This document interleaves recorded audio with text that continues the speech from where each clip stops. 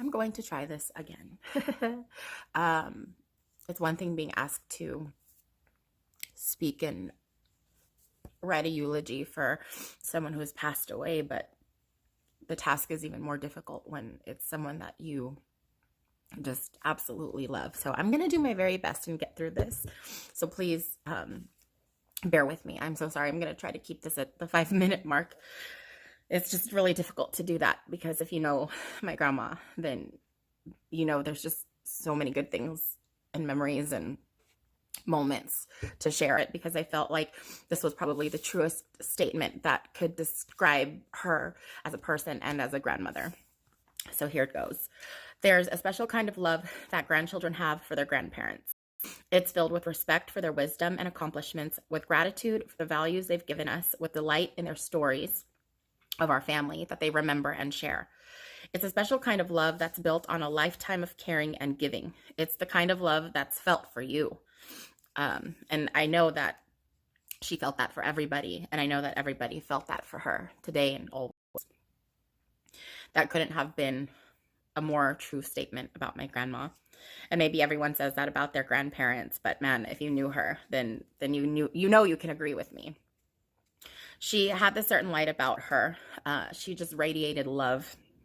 She was a gift from God, and it's the best way that I could describe her. My grandma was a good and loving wife, a mother, a sister, tita, a friend, and of course, just the best grandma you could have. She was a special kind of force with an extraordinary knack to connect with people. Her personality was so universal.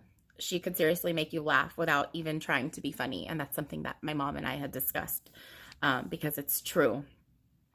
It was as simple as her counting 1, 2, and 3 to get up because the end 3 is the most important part of the countdown, and that is what got her up and standing from her sitting position.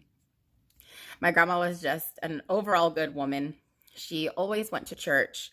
She was always praying her rosary and just praying in general. And that's what she always encouraged Jay and I to do, was to pray throughout our lives at the end of every phone call. I have so many good memories of her. It's hard to kind of pinpoint just the one.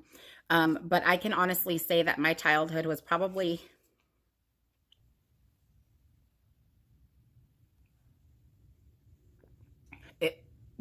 probably the best moments of my life. We were blessed to spend summers with her. When it was our summer vacation, it was winter in Australia. And I got to connect with my grandma there, even though I know that her and I were bonded from the day I was born. She did everything with us and everything for us. She enrolled me in gymnastics. I was able to go do tap dancing, swimming, parks, roller skating rings. I mean, the list goes on, and I got to experience these moments with all my beautiful cousins. And it's just some of the fondest memories I think that I'll always carry with me. And you know, she fed us well. My grandma was such a good cook. And I mean, all of her dishes she taught me, her bihon. So I make really good bihon because of my grandma. And I just like laugh about some of the memories I have as a child spending my summers there, because one of her favorite things to cook in was the turbo. The turbo. And for those of you who don't know, it's basically like an air fryer that you could put anything in, from meat pies to leftovers to like raw food, and it, you know, cooks it and with very little effort. And that was just something I always remember her cooking. And as far as like our meals were concerned in Australia, all I can say is that I was blessed to have been her granddaughter. I just want everybody to celebrate her memory, because I know all you have are good memories with her, because that's all I have.